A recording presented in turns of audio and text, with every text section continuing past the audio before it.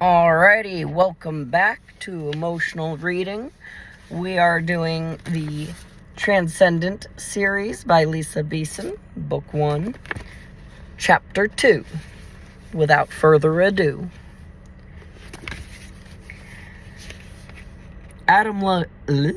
Wow, starting off great. Maybe I need another drink of coffee.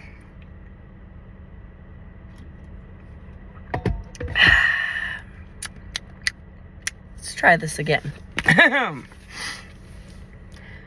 Adam Lennox chugged the last bit of his soda from the bottle he bought at the gas station back in Tyler, Texas. He had crossed the border between Texas and Arkansas about an hour ago, but he still had a couple hours until Little Rock. He was thinking that he should probably stop for dinner soon. Searching for the plastic bag he used as a makeshift garbage can, he took his eyes off the road long enough to miss the armadillo daringly making its way across the road. Adam looked up just in time to dodge it, but not the pothole next to it. The stuff in the back defied gravity for a second, then slammed back down. That's when he heard the yelp. Most people would have missed it, but Adam's ears had been trained to pick up things others didn't. 20 years in the Army had fine-tuned his senses to pinpoint things out of the ordinary. Damn it, I've got a stowaway. He suspected it was some homeless vagrant, or maybe an illegal trying to make his way up north. The hell if I'm going to be someone's coyote. He checked his GPS and saw that he was coming up on a town named Hope. Adam knew exactly where he wanted to stop. There was a barbecue place called Charlie's about 5 minutes outside of town that he remembered seeing it on his way down to Texas. It was dinner time, so the parking lot was filling up. He drove the truck towards the back and parked in a spot that couldn't be easily seen by the restaurant windows. He reached for the Ruger Ranch rifle that he kept under the passenger seat. It wasn't much, but it was damned intimidating when held in someone's face. If all went well, he'd scare the piss out of the bastard, and they'd hightail it out of there. And if it didn't go well, he was prepared for that too. If Ari hadn't been dead asleep, she wouldn't have made a sound, but being awoken by slamming into the metal truck bed drove an involuntary sound from her lungs. Staying absolutely still and silent, she tried to gauge his intentions. She could feel his wary agitation, so she figured he must have heard her. She expected him to have pulled over right away, but he didn't. He kept on driving. What's he up to? She wouldn't be able to get a more accurate reading on him until she could look into his eyes. She didn't understand why that was. It just seemed to work better that way. So now she would just have to wait for him to pull over and confront her. She pulled the large metal scissors from her bag just in case. Not that they would do much, but a quick stab might give her enough time to zip out of there. Ari felt the truck start to slow down and make a turn. Judging by the smell, they were near some place where they had barbecue. He was parking. She put her backpack on and scrunched up as far as she could against the back of the truck's cab, scissors out and ready. She heard the driver's side door open and close. Then she heard the sound of rifle getting cocked. Adam got out of the truck and cocked the rifle, mostly for effect, since he wasn't planning on using it. He walked slowly to draw out the suspense. When he reached the back of the truck, he shouldered the rifle with his right arm. Then with his left, he quickly unhooked the tarp and flung it back, bringing his hand back to the rifle to aim at. Aw, hell, it's a kid. Adam couldn't tell if it was a boy or a girl with that short hair, baggy jacket, and big-ass sunglasses. The kid had jumped when he'd flung the tarp back, but recovered quickly, holding out a pair of scissors ready to attack. Adam chuckled to himself, lowering the rifle. The dark hair and tan skin made him think the kid could still be an illegal, just a young one. Hablo English? The kid scowled in confusion. Are you asking me if you speak English? He could tell it was a girl, and she was definitely American by her slight southern accent and the pitch and cadence of her voice. Pointing at the scissors, he asked with a condescending smirk, What exactly are you going to do with those, kid? I don't know, just in case I felt like getting stabby. she said while making an awkward stabbing motion at him. Adam fought back a laugh. This kid had gumption. He'd give her that. Well, there's no need for that, he said while lowering the back end of the truck and then laying the rifle down onto it. But you are going to tell me what the hell you're doing in the back of my truck. And take off those damn glasses so I can see if you're lying to me, Adam demanded. The girl put down the scissors, then took off the mirrored sunglasses. Jesus, those are some blue eyes. Ari looked into the brown eyes of the man who had pulled a gun on her. She knew that he wasn't going to shoot her as soon as he saw it was a kid. He wouldn't have even if she wasn't a kid. She could see that he was a good guy. Not too fond of stowaways, but good. He had a lean, muscular build and a military bearing, though he had probably been out for a while judging by the length of his hair. It was dark except for some gray around his temples. He had to be at least 6'2", if not taller, and maybe in his late 30s, early 40s. She didn't appreciate his condescending tone, and even though he didn't mean her any harm, it didn't mean she had to tell him anything. So she sat there silently. All right, looks like I'm just going to have to call the cops. Maybe they can deal with you. Hell, if I'm going to get in trouble for carting a runaway across the country. He pulled his phone out of his pants pocket. No, wait, don't. I'm not a runaway. Well, not really, she pleaded. Whatever, kid. Your parents are probably worried sick about you, Adam said, unlocking the screen on his phone. No, they're not, I promise. And why do you think that? He asked, continuing to ignore her pleas and bringing up the dial pad on the touch screen. Because they think I'm dead. That got his attention. He looked into her eyes and could tell she was telling the truth. He asked slowly, Why do your parents think you're dead? Ari held his gaze. You wouldn't believe me if I told you. Just trust me. They're safer if I think I'm dead. If they think I'm dead. Again, he could tell she was telling the truth. What's your name, kid? Ari. Lie. It's not a lie. That's my name now, she countered. Adam raked his fingers through his hair. This was getting complicated. All right, kid, whatever you say. I'm hungry, and from the looks of it, you could use a meal too. Come on, he said, jerking his head toward the restaurant. No, that's okay, I'm fine, she tried to assure him, but her stomach growled in response. Traitor. Lie. Get out of the truck. I'm buying you a meal, and that's that. He moved the rifle to clear the way for her to scoot out. You don't understand. The further away you are from me, the safer you'll be. People are after me. I need to keep going. Adam's brow furrowed with concern. What do you mean, people are after you? She couldn't tell him. Even she had trouble wrapping her mind around everything that has happened to her. Nervously biting her lip, she packed up the scissors and sunglasses into her bag. I gotta go. Thanks for the ride. Hey, hold up. You're not going anywhere until you tell me what's going on. I can help you, Ari. No one is going to hurt you while I'm around. You can trust me. He held out his hand to help her out of the truck. She looked into his eyes. He meant it. He sincerely wanted to protect her. It was so tempting. She was tired of being alone, and it would be so nice to be able to share this burden, to be taken care of. She was still a kid after all, but she couldn't in good conscience put him in danger. Noticing her hesitance, he tried again. You don't have to worry about me, Ari. I was an MP in the Army. I served 3 tours, 2 in Iraq and 1 in Afghanistan. I know how to take care of myself. It's all right. We'll figure this out together. But first, let's eat. Come on. He motioned for her to come forward with his hand. Ari's stomach let out another traitorous growl. So with a defeated sigh, she nodded and let him help her out of the truck. As he took her hand, he shook it briefly. My name's Adam. She nodded and hopped down off the back of the truck.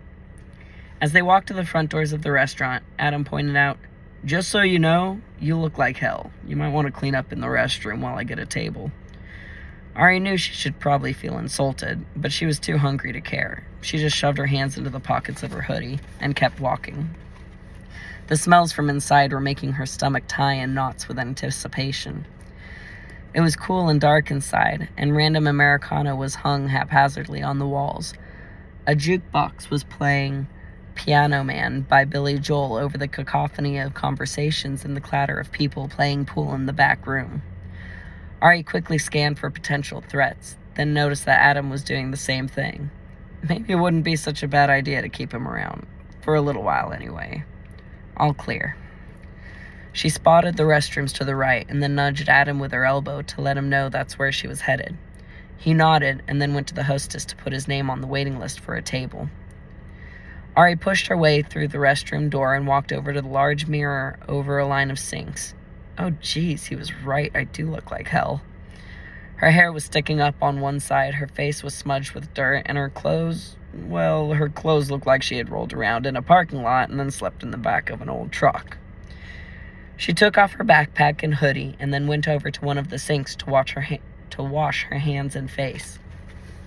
After that, she grabbed... Come on, Buggy, I don't want to squish you in the pages. There we go. After that, she grabbed a brush from her bag and wet it onto the faucet to try and tame her rebellious hair, then went into a stall to change into her extra clothes. As she was dressing, the door opened with a burst of sound. Ari looked through the crack in the stall door to see two women dressed in tight shirts and miniskirts. While checking their makeup in the mirror, they talked about how horrid their boyfriends were.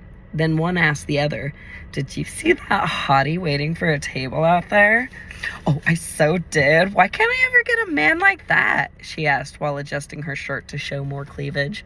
"Oh, you totally could, I swear," the other replied. Then they started talking about how nice his muscles looked in that t-shirt, and that the little bit of gray in his hair was so sexy.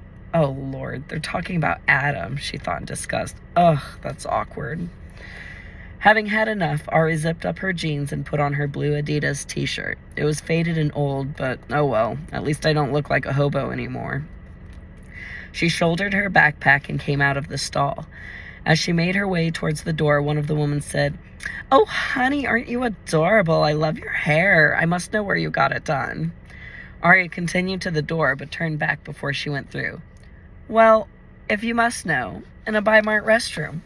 And with that, Ari pushed through the door, sufficiently satisfied with the confused looks on the women's faces. Smiling to herself as she made her way over to Adam, she saw him stand up as the hostess called his name for a table. He gave her a look that asked what she was smiling about. Ari shook her head and telling him not to worry about it. The hostess asked if a booth was okay, and they both said that it was fine at the same time. "Is it a daddy-daughter date night?" the hostess asked as she grabbed a couple menus. Adam looked uncomfortable. No. "He's my uncle," Ari interjected, cutting him off. "He's taking care of me while my mom and her new husband are on their honeymoon." "Oh, isn't that sweet?" the hostess cooed. To Adam's credit, he went along with it, giving a lopsided smile and patting Ari's shoulder in confirmation. The hostess led them to a booth towards the back by the pool tables. She put the menus on the table and told them their server would be with them in a minute before dashing away. Both Adam and Ari went for the side that would give the best view of the restaurant and entrance. "Trust me, Ari, I know what I'm doing," he said while gently pushing her to the other side. Sitting down with a huff, Ari sulked. "You don't even know what you're looking for." "Then tell me," he countered. Just then, the waitress came up, all fake blonde hair and big smile. "Hi, I'm Lacey. I'm going to be your server this evening. What can I get y'all to drink?" Adam picked up the menu to look at the options. "Water, please," Ari asked, not even looking at the menu. Adam looked up, slightly disappointed. "Get what you want." "I am," she shrugged. "Fine," he said, putting down the menu. "I'll have a sweet tea." "Sure thing, hun. I'll be right back with your drinks," Lacey said, giving Adam a flirty smile. Then she turned and left. "You've got a fan," Ari teased. "She's just trying to get a big tip," he said in a world-weary tone. "Anyway, tell me what I'm looking for. Who's after you?" She picked up the menu, trying to look busy so she wouldn't have to answer. "You either tell me or you tell the cops," he warned. She glanced up at him and could see that he wasn't going to let this go. She couldn't chance having the cops involved. "Well, as far as I know, it's only 3 groups," she said while perusing the menu. "Groups?" Adam asked, looking skeptical. "Yeah, groups. Only one seems to be actively pursuing me. The other two I just have to keep an eye out for. She could tell he wasn't buying it. I know you can tell I'm not lying. Yes, but just because you're not lying doesn't mean you're not crazy. Ari made a derisive noise. If I'm crazy, then there are a lot of people out there enabling my delusions. Just keep an eye out for FBI types. I don't know if they're government or corporate. All I know is they're hunting me. She looked up over the back of the booth to check the entrance again and to make sure no one was listening. I call them suits because that's what they wear. And even if they're not, they look like they should be. She sat back down. The other two, I just need to stay away from. Why? Let's just say I have abilities they would like to exploit. What do you mean, abilities? Ari was saved from answering when Lacey came back with their drinks and a basket of steamy buttered rolls. Ari's mouth watered as the delicious smell enveloped her. Here y'all go, Lacey said, her eyes only on Adam. Just be careful, the rolls are... But before she could finish, Ari had already stuffed one into her mouth, practically whole. Hot, Lacey finished while placing the basket on the table. And it was hot, but it was totally worth the pain. It was so delicious. Sorry, Ari said behind her hand and around the roll in her mouth. She swallowed. They just smelled so good, she said lamely, trying to explain. Uh-huh, Lacey said, and then smiled one of those fake smiles you use to placate crazy people. Ari shoved another roll into her mouth and then grabbed two more, closing her eyes in ecstasy. So good, she mumbled with a mouthful. Lacey turned back to Adam. So, what can I get y'all to eat? Adam cleared his throat. I'll have the porterhouse steak, medium rare with veggies on the side. Excellent choice, Lacey said with another flirty smile. Then she turned back to Ari. And what would you like, hun? Ari swallowed her third roll, then drank about half a glass of her water. You okay there, champ? Adam asked, biting back a laugh. Ari gave him the okay sign with her fingers while picking out what she wanted from the menu. Let's see, I'll have the pulled pork sandwich, the barbecue ribs, a sweet potato, a loaded baked potato, corn on the cob, and veggies on the side. Ari looked up to see both Adam and Lacey looking at her like she had two heads. I have a high metabolism, she shrugged, then handed her menu to Lacey. Right, well, I'll go put in y'all's order. She spun on her heel and then headed towards the kitchen. Adam watched her leave and then turned back to Ari, who was finishing up the last roll. She saw Adam staring at her. Oh, crap. Did you want one? Sorry, I haven't eaten since breakfast. Well, except for the bag of jerky I had after getting in the back of your truck. Who else am I looking for? He asked, trying to get back to the previous conversation. Ari took a sip from her water. Fine. Keep an eye out for people that have a red ring around their irises and look like a meth addict. You know, kind of gross and creepy. Why would people like that be after you? He asked before taking a drink from his tea. Let's just say it has something to do with my past. She evaded and then took a sip of water. Don't worry about the other guys. You wouldn't be able to spot them anyway. They'd look like everybody else to you. Ari, I can't help you if you keep information from me. Who are these people and why are they after you? What are these abilities they want to exploit? No more BS. Ari thought about how best to explain. Okay, you know about the cones and rods in your eyes, right? He nodded. Okay, well, the rods help you see light and motion, and the cones let you see color. She fished out a pen and a scrap piece of paper from her bag. She drew a line and then wrote humans on the far left of the line with the number 3 underneath. Humans have 3 types of color receptors, letting them see green, blue, and red, and the spectrum of colors that they can combine to make. Next to that, she wrote birds, and then next to that, the word butterflies. Birds have 4 color receptors, and butterflies have 5. Then at the end of the line on the far right, she wrote mantis shrimp, and the mantis shrimp has 12. Once you hit 4 and 5, you get into the ultraviolet and infrared range, and colors that we don't even have names for.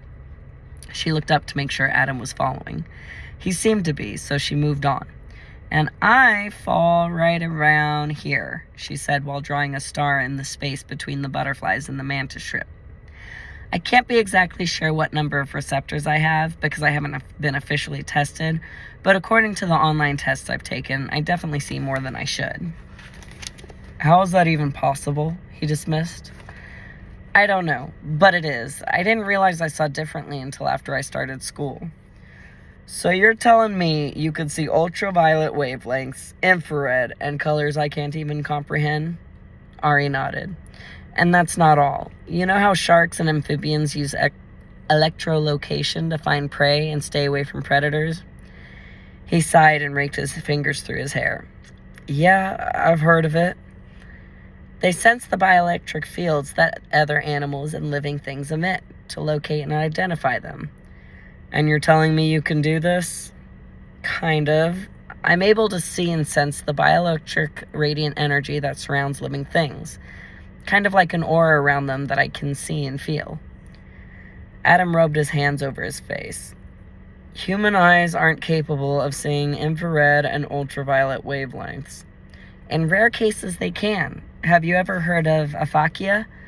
It's when the lens is removed from the eye due to cataracts or perforation, stuff like that.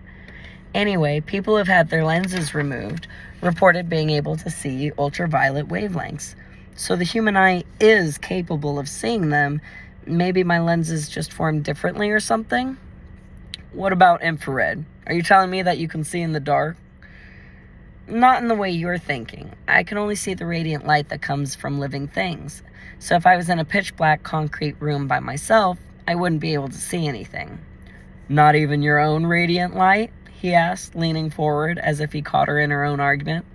No, that's the thing. I don't seem to emit radiant light like everyone else. But I can affect it, though. What do you mean? If you think of the radiant light as an energy field, it swells when people or animals feel strong emotions, and different energies can affect each other, like the herd mentality, like when there's an angry mob. Normally, rational people become raging lunatics because their own emotional energy is affected by the negative emotional energy of the people around them. But it can be positive too, like when people are gathered for religious services or in other sacred places. Strong positive energies can make people feel happy or uplifted. I found that music is a powerful catalyst for emotional energy, Ari said, and then finished her glass of water. Okay, so what does all that have to do with you? I can amplify that energy, like a lot. I have no control over it, and it's usually connected to my own strong emotions. How I feel affects the herd mentality, she said, keeping eye contact, trying to relay the truth of her words. I can also read people's intentions. I can't read minds or anything like that. It's sort of like how you're trained to read body language to tell when people are lying. I get a sense of their energy, and I just kind of pick up on their strong desires in that moment, what they really mean behind their words. If I look into their eyes, I can get a more accurate reading. It's hard to explain, but I've always been able to do it. I've always known I was different than everyone else. I just didn't know exactly how different until recently.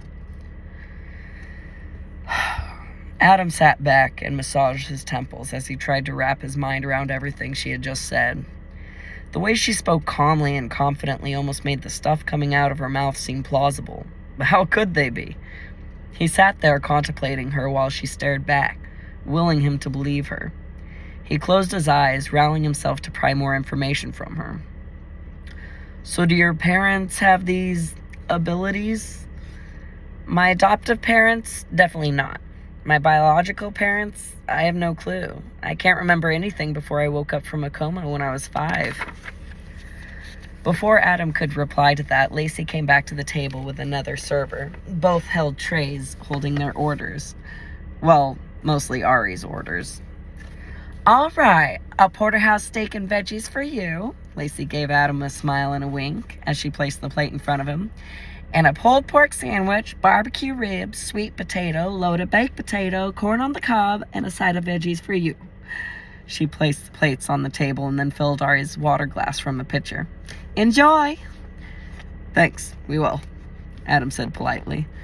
Ari was too busy rapturously eyeing her food. When Lacey left, Adam turned back to Ari. So what's this about you being in a coma? Ari shook her head. Nuh-uh. Eat first. Talk later. 20 minutes later, Ari was still finishing up when Adam announced he was going to the restroom. He made her promise not to leave, so she crossed her heart with one hand while holding the corn cob to her mouth with the other. Reluctantly, he got up and made his way across the restaurant. Ari finished the corn and then took a last gulp of water. As she put her glass down on the table, she felt a pulse of static that lifted the hairs of her arms. A progeny. She discreetly another sip.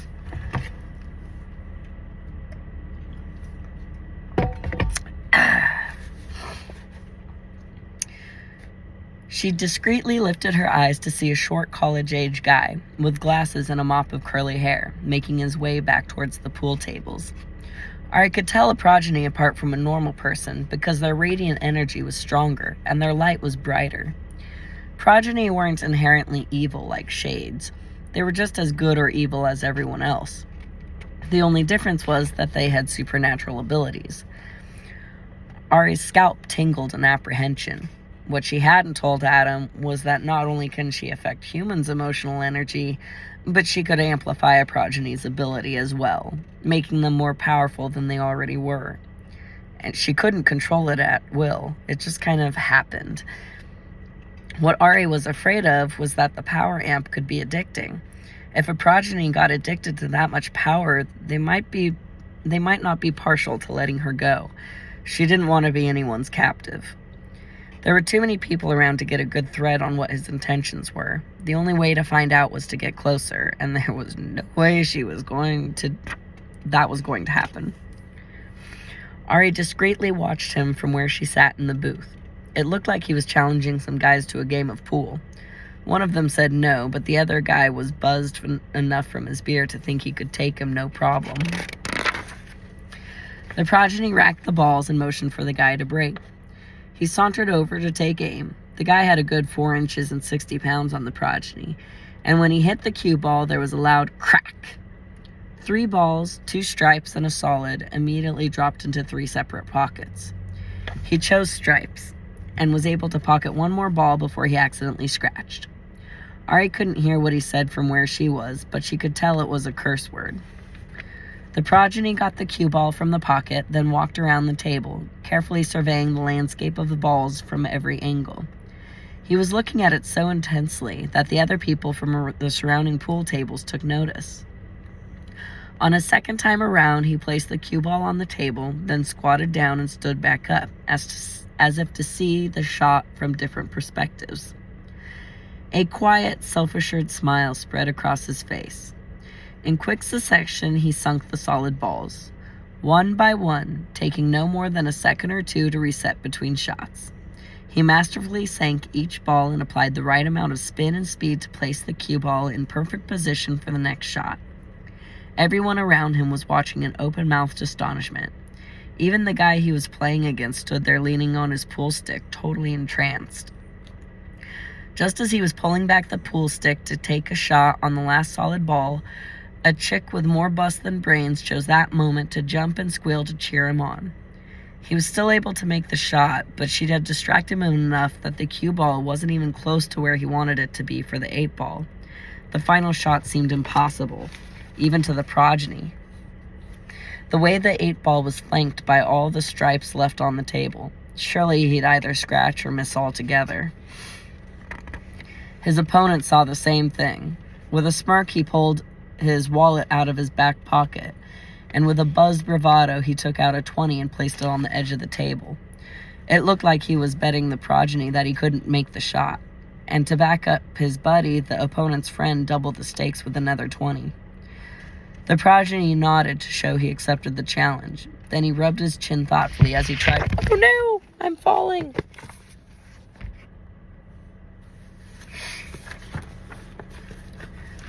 The progeny nodded to show he accepted the challenge. Then he rubbed his chin thoughtfully as he tried to figure out a way to do it. Despite her fear, Ari felt herself cheering the progeny on. She always had a soft spot for the little guy. When she was trying to concentrate on figuring out what his ability was, Adam came back from the restroom. He asked her what she was looking at, but she shushed him, barely aware that he was there. And that's when she actually saw what the progeny's ability was with her own eyes. It was as if someone was shining lasers on the table, showing him the trajectory of the balls he focused on and the different angles to get them into different pockets. It was as though the image in his head was projected onto the table. The longer she looked at it, the more intricate and three-dimensional the projected physics became. The table was cluttered. It was littered with stripes all over the place, while the cue ball and the 8-ball sat in front of the 2 corner pockets on the near side of the table. 2 stripes blocked the shorter, more direct shot. The other 3 impaired the ability to send the cue ball down for a fairly easy bank shot. The progeny seemed perplexed. Then the shot appeared. He had to jump 1 ball to start the shot. Then, threading between the 5 stripe balls still on the table, the line traveled from the cue ball, which sat in front of the corner pocket nearest to Ari, diagonally across the table, near the break line adjacent from the cue ball, to the end rail furthest from the cue ball, to the rail on the same side as the cue ball, to the corner pocket just a couple feet away from the cue ball's start point, and where the 8-ball was waiting to be tapped into the pocket. The big picture on the table was actually quite beautiful, and it reminded Ari of a kite with 2 tails, or one of those Jesus flying fish you see on the back of people's cars. Ari couldn't believe what she was seeing, and apparently the progeny couldn't believe it either. He took a step back, as if the intricacy of the physics he was seeing was blowing his mind. Oh crap, I amped him. She hadn't noticed that his radiant energy had strengthened. She had been too busy concentrating on what was happening on the pool table. The progeny looked around confused, and then locked eyes with Ari. That's not good. He could feel the extra energy coming from her. He knew she was making this happen. Stupid, stupid, stupid. I should have left just as soon as I felt him go by. Ari grabbed her bag and started to scoot out of the booth, but Adam was standing there blocking her way. Ari, what are you doing? Do you know that guy? Why is he looking at you like that? I've got to get out of here. Please move. She was trying to keep her voice at an even level so she wouldn't draw any more attention to herself. Why? What's the matter? Nothing. Just let me go. She tried to shove him back so she could get out, but he wouldn't budge. Tell me what's wrong, he demanded. Just then, Lacey came with the check, drawing Adam's attention. The progeny must have made the impossible shot because a loud chorus of cheers and expletives exploded from around the pool tables. Taking advantage of the distraction, Ari threw her legs over the back of the booth in one smooth movement and quickly made her way to the entrance, dodging chairs and people as she went. She could hear Adam call out to her to wait. Sorry, Adam, not a chance. She was almost halfway across the parking lot when she heard the progeny come out of the restaurant. Wait, please! How did you do that back there? He shouted, trying to catch up to her. I don't know what you're talking about. Please leave me alone, she said over her shoulder as she kept heading towards the road. I'm not trying to be a creep or anything. I just want to give you your cut, he shouted after her. She peeked over her shoulder to see him holding out one of the 20s he'd won off the guys inside. Ari stopped and turned around, curiosity winning over caution. Why would you want to do that? He caught up and gave her a self-conscious smile and a shrug. I wouldn't have won it if it hadn't been for you. That was amazing. He waved the 20 in front of her, hoping she'd grab it. She didn't want to take it, but she could use the money, if only to pay back Adam for the meal. Reluctantly, she took the bill and put it in her pocket. My name's Jonas Wheeler. Look me up in a couple years when you're older. If we teamed up, we could make a killing. Adam burst out through the front doors and then came straight towards them, looking big and dangerous. You okay, Ari? He asked. It sounded more like a threat to Jonas and less of a question of her well-being. Jonas looked like a deer caught in the headlights. I'm fine. I just overreacted, she shouted, trying to divert Adam's attention away from pummeling the poor guy. Jonas asked under his breath so that only Ari could hear. Who is that? My uncle? Ari whispered back. Is he like us? She shook her head. No. Adam came up to them, not looking reassured by Ari's previous response. What's going on here? Why are you harassing my niece? Adam looked down at Jonas like he would be perfectly willing to rip his arms off and beat him with them if he didn't like his answer. Jonas held up his hands in surrender. Hey, I'm not trying to harass anyone, man. She just helped me win some money playing pool, and I was just trying to give her a cut. That's all, I swear. He kept his hands up while he slowly stepped backwards away from them and towards his own car. Adam looked over at Ari for confirmation. She nodded and pulled out the 20 as evidence. Jonas took that moment to turn around and speedwalk the rest of the distance to his car. Adam could see that they were telling the truth, even though it confused the hell out of him.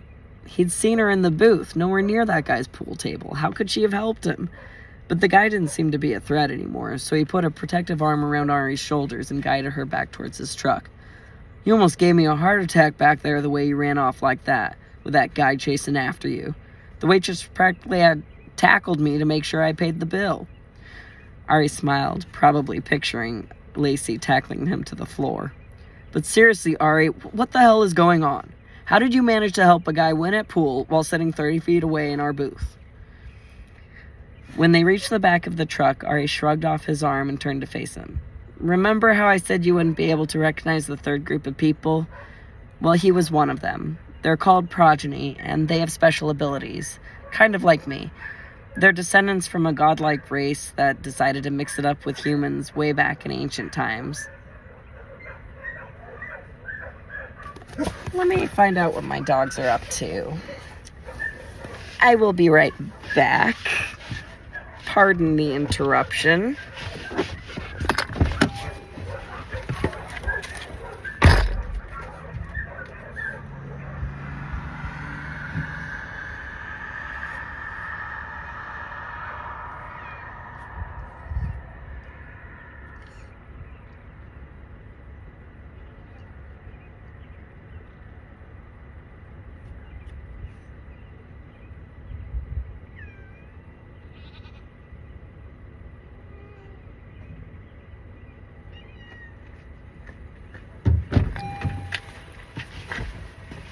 So sorry for the interruption.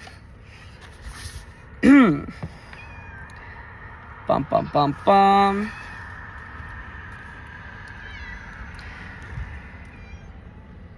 They're descendants from a godlike race that decided to mix it up with humans way back in ancient times, supposedly.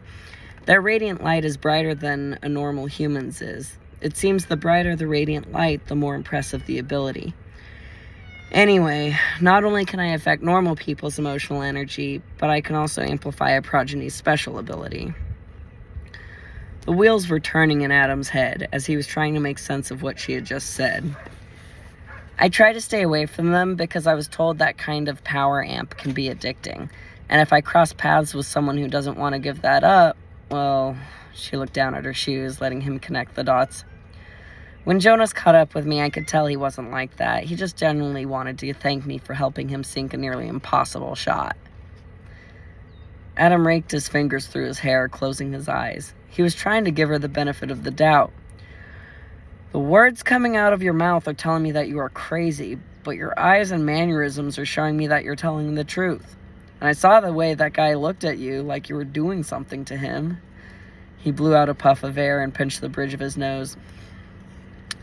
You said abilities like yours. Are you one of these progeny? Ari didn't appreciate how he put air quotes around the word progeny, but she could see he was making an effort, so she let it go and shook her head no.